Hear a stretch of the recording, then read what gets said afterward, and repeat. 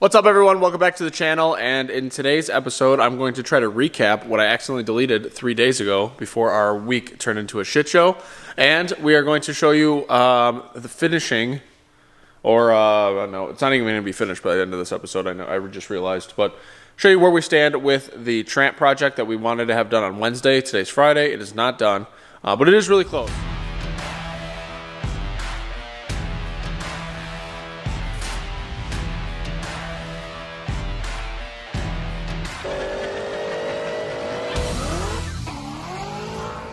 So you guys probably saw on the Instagram. If you don't follow us on Instagram, the link is in the description down below, so make sure to give that a follow. But we destroyed the TKO 600 in the Tramp 2 weekends ago. And here is the carnage. So that's the third gear that it has like not even a little teeth on it, just a couple little feelers. Destroyed the counter shaft gear. Everything else on it's perfect, though. I mean, all the bearings are clean. All the synchros still have tons of life to them. And truthfully, this is like the best shifting TKO that we've ever driven. We've driven a lot of TKO cars or 3550 cars, and this one always shifted good. It always shifted fine for us, above 7,000 RPM. So it's going to be really hard to switch from this combination because it is a good package. It's proven to hold up until the newfound power in the Tramp. But it broke, so we had to move on. It didn't have an SFI bell housing in it before, so that was kind of sketchy. We are just using a McLeod RST clutch from like 2009, so that's still in there. But what we've decided to do with the Tramp is actually borrow some more parts from the notch. So if you guys have been following the Tramp process from the beginning of our YouTube channel, you'll know that this has the top end off of my old notchback that I broke in half, the motor, not the car. Now we were getting ready to build the notch to be another stick shift badass, more of a race car that'll be driven on the street.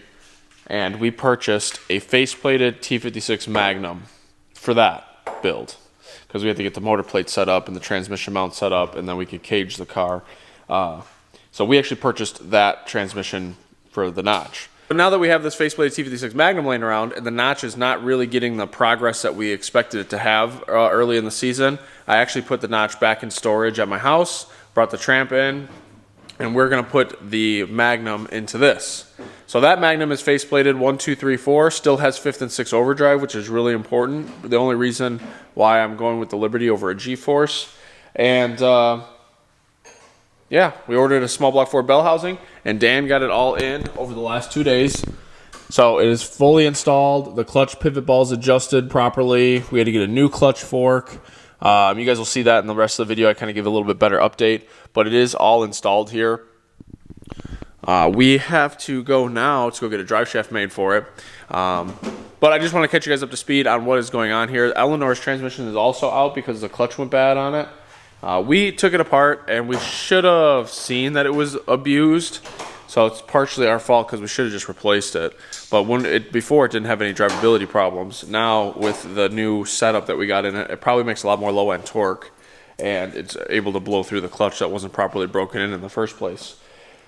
So now these two cars have been on hold because of a package that hasn't showed up over the last 2 days. Hopefully it's here today, because if it's not here today, we're not going to be able to race this weekend, and that's really going to suck. All right, well, that replaces the first half of the video that I accidentally deleted. So now I'm going to cut to showing you guys a little bit about the faceplated transmission. I got some pictures that I'll put on here. If you don't know what a faceplated transmission is, we will talk about it in more detail once the car is running and driving, so we can kind of explain what the difference is driving the car on the street and the benefits and maybe some testing of why it's a beautiful thing for drag racing. So, all right, guys, thank you for checking in. Make sure you smash the subscribe button down below. Let's get back to the other footage that I haven't deleted yet. All right, guys, second half of the video, checking in. So yesterday we started working on the Tramp transmission project. I obviously showed you guys the face-plated Magnum. And we were getting this thing prepped to put in last night and ran into a couple problems. One, we bought this when we knew it had a GM front cover on it, which is here. But we actually purchased this with a GM front cover. Bill had a GM front cover because he was using a hydraulic throwout bearing, wanted a bolt-on retainer. I drilled and tapped this for the pivot ball, as you can see. But But we ran into some other problems using this. One was that there's no room for the clutch fork to go past flat. So I was adjusting this pivot ball height, trying to get it as far down as I could to try to get the optimal sweep. And then I was running into two problems. One, this bearing retainer is slightly smaller than the Ford throwout bearing retainer. What that was causing is this had about 50 thousandths worth of play, so it would side load and kind of bind up as you're trying to slide it smoothly. So that would have caused a problem in the car eventually. Number two was that clutch fork detent being missing. So you can see how much taller this one is versus this, and then this one has grooves in it to allow the fork to sit down in here more.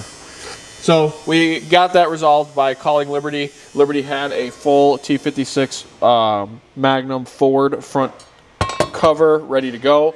So they loaded it up, sent it out to us next day. So we really appreciate the help on that. I needed a longer clutch fork, so we got that resolved. This must have been a Fox body fork. I wasn't even aware, but so now we got a 94 to 04 fork, and we have the front back off. So now I'm just gonna, I have to shim for the new front cover. So I'm about to go through the procedure, doing the input shaft first, then the counter shaft. It was really tight before. I am gonna run on the tighter side. That's what G-Force and Liberty recommend. But I'm not gonna run it quite as tight as it was.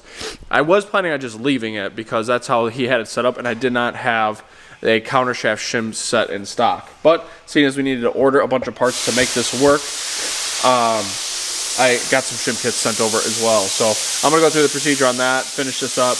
We also had to take the clutch out of Eleanor. We went and drove that thing.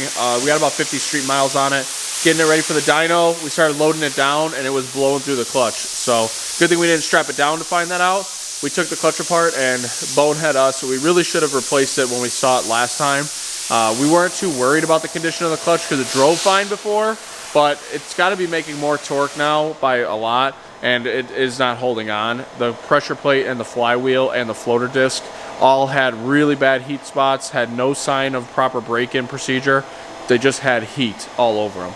So we got a new RXT coming for that. That's going to be going in today. So Eleanor's back apart. So we got Magnums everywhere. T56 Magnum there.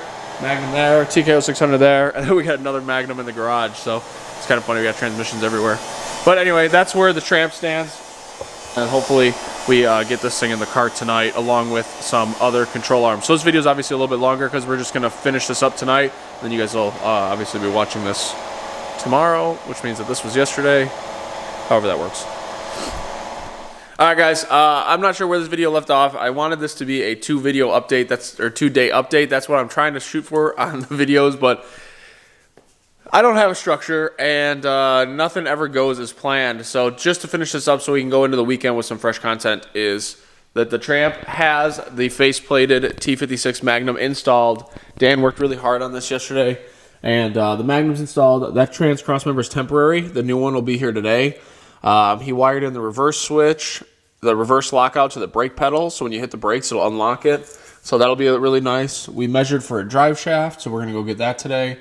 And the main reason this isn't done, or Eleanor is sitting here now doesn't drive, transmission's still on the floor, is that we had a package that was supposed to be here Wednesday. It ended up at the wrong FedEx location, and now that has postponed the delivery 2 days. So small things like that that don't seem like a big deal that turn into a huge deal when your shop looks like this. So thank you guys as always for entrusting us with your builds, and for all you guys reaching out for parts purchases and future build projects. Thank you guys so much. We really appreciate it.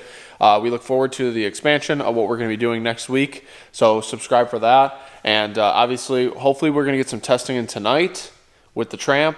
But if not, we're definitely shooting to get this thing on the track tomorrow. So a lot of stuff going on. Make sure you hit that subscribe button. Give me a thumbs up. Comment down below what you think of a faceplated T56 in a street car. And we'll see you guys in the next video.